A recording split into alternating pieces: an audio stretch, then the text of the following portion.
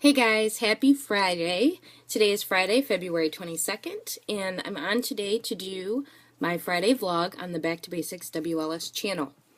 So, welcome! Happy Friday! Not coffee talk, but water talk. It is late, and I just got out of the shower, and I just got done watching Sally's video on finding your sweet spot. She did the vlog yesterday. She subbed in for Pink Fish Lily.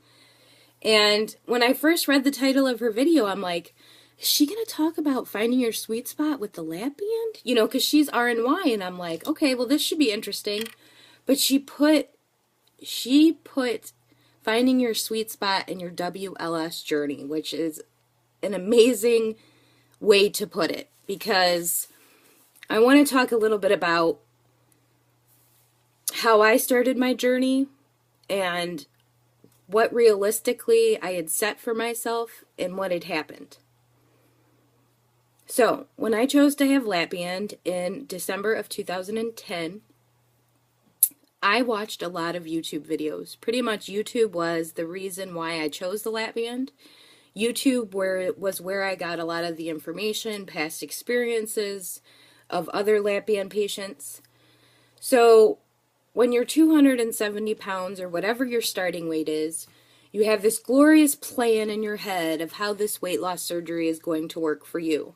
And I remember telling myself in December of 2010, when I watched all my videos and booked my surgery for March of that upcoming year, I wanted to lose 10 pounds a month.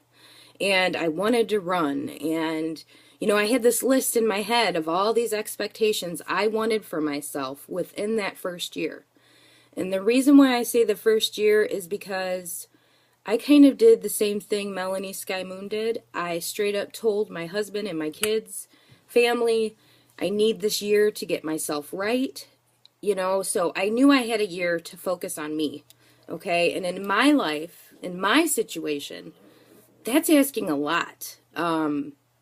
When you're a mom, when you're a wife, when you're a mother of teenagers, when you're a mother of babies, when you're a business owner, when you're a student, back in school, you know, I'm 35 years old, I'm finishing up my degree, so there's so many different things going on in my life. So I put all of these unrealistic goals for myself. And the reason why I say unrealistic is I was comparing my journey, my path, to others that I saw here on YouTube that did not have the same barriers that I do, okay? And you guys can call them barriers or excuses or whatever you want to say, but I'm telling you what, if you're a weight loss surgery patient and you don't have any children and you have your surgery and you can focus on you, even if you have a partner, you're still never going to put as much time, I know I haven't, to my partner that I do my kids. My kids take up much more time than my spouse or partner would. So unless you have children, you're never going to get it. You know what I'm saying? You're never going to get how precious that time was through your WLS journey when you didn't have children. Okay? So there was the first thing, the first barrier that I had that others did not, that I compared myself to. Okay? Next barrier ended up being scheduling and time and, you know, actually the state that I lived in. You know, in the state of Ohio, we have maybe 6 months of decent weather, and the other 6 months are crap. You know, and if you're comparing yourself to somebody in Florida or somebody in the lower parts of Texas or somebody in California, they have nice weather. I'm not saying it's all the time nice, but way more, better ratio of nice to bad compared to what I have. So, and I live in a small town, so I don't have these nice, beautiful 24-hour gyms, and there's just so many aspects that go into your own journey that you can't completely compare to somebody else. I don't have a Trader Joe's. I don't have a Whole Foods. I don't have a 24-hour gym. There's so many things, you guys, that go into making it your own journey. You have to understand and not let yourself feel like a failure if you can't mimic another WLSer's journey, is what I'm trying to say. And like Sally said, you have to make your way in finding your sweet spot on this WLS journey with making it your new normal. You know, take bits and pieces from what you see on here or on Facebook and try them out in your own life. And if it doesn't work, it doesn't work. It doesn't mean you failed. It doesn't mean that you're not good enough as a weight loss surgery patient. It just may be that there's barriers there for you that's not there for somebody else. Okay, so by the time I woke up to this thing, I think I was about 7 or 8 months post-op, okay? And I'm like, okay, I set way too much for myself for what I had readily available in my area. I'm sorry, my dogs are out there fighting. Jax. So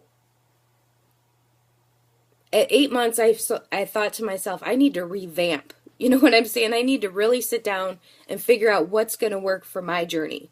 Okay? Screw what this person did. Screw what that person did. Do what Jen needs to do to get to goal. And you know, at that time, 8 months out, I think I was maybe 90 pounds down. And I had like 30, 35 left to go. So I really had to focus in at that time because you guys know how it goes. The closer you get to that year mark, I truly believe in the honeymoon period. Just because that first year you're gung-ho, you're going to do this new lifestyle, and then, you know, life happens, foods start creeping in that shouldn't be there, and whoop, it gets harder. And so I felt like I was on this race to get to this 1 year mark. And at the 10-month mark, I hit goal.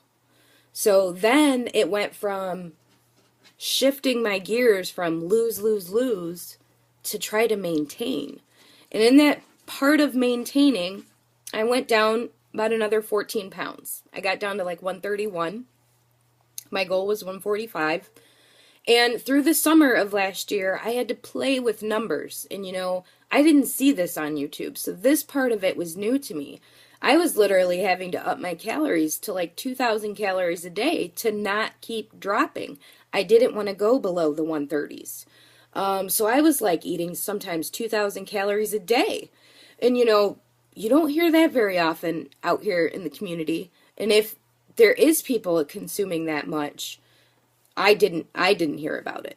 So then I had to play with trying to figure out how to increase my calories without putting crap in there. So it was just, it's a mental game, okay? And you can take so much from everybody's journey and apply it to your own, but at the end of the day, you just have to be satisfied with your journey, with the way you're doing things. You know, setting realistic goals, finding realistic idols. You know, if that means finding somebody on here that is more close to what more or less your situation is, I think for people that are just starting on their journeys or early in their journeys, find somebody that's close to you that had surgery at the same time. I was very blessed to find Bandit Stephanie at the same, you know, we had surgery within a week of each other, and we became accountability buddies. And granted, her life is way different than mine, but it was the point that we went through things the same way. And man, she lost like 190 pounds. She, you know, blew my butt out of the water. I only lost 130 some, but she lost that in, you know, under her year mark. So she got to 145. But find a buddy that's similar to where you're at in your journey. That will help you be accountable. If you find somebody, if you try to be my accountability partner and I'm at goal, that's not going to work with somebody that's got to lose 100 pounds. You know what I'm saying? You have to kind of find a realistic accountability partner. Don't find somebody that's only 10 pounds from goal and you've got 50, because you're going to get discouraged, because we're going to naturally compare ourselves to others. That's just us as humans. That's what we're going to do. So if you have an accountability partner that hits goal and you've got 40 more to go, I'm telling you, it's going to mess with your mind. It's going to mess with your mental work, okay? So that's my advice, and I just wanted to thank Sally for coming on this week and doing doing a video for Janine in place of, and then giving me an opportunity to also respond back, because I think it happens way too much where people are getting down on themselves because they're comparing themselves to unrealistic idols in our weight loss surgery community. There's so many rock stars in our weight loss surgery community, but don't put so much on you if you don't have the surroundings to accommodate that, or the barriers that could be in yours that's not in somebody else's. So, and I'm telling you, if you get down on yourself, it brings that positive energy down, and from a negative place, it's hard to come up and be positive. So don't let your journey get into a negative place. Try to keep your journey at a positive, happy place, if you would say. Just because I know for myself, once you're down, it's hard to get back up mentally. So, I've been through depression and anxiety and all these issues. So I know how it feels to get down on yourself, and then you get down in a slump that maybe you can't crawl out of. So, and if you are in that place right now, get on the Back to Basics group. Reach out. Find someone that's got the same amount of weight to lose. Become an accountability partner with them, and I hope that would help. Because I know if you're with somebody comparable, it's so much easier to go through the losing phase. So that's my little piece. Sally, thank you so much for doing Thursday's vlog, and I will see you guys next week. Any questions or comments, leave them below. Anything you would like me to talk about next week, leave it below. Love you guys. Talk to you next week.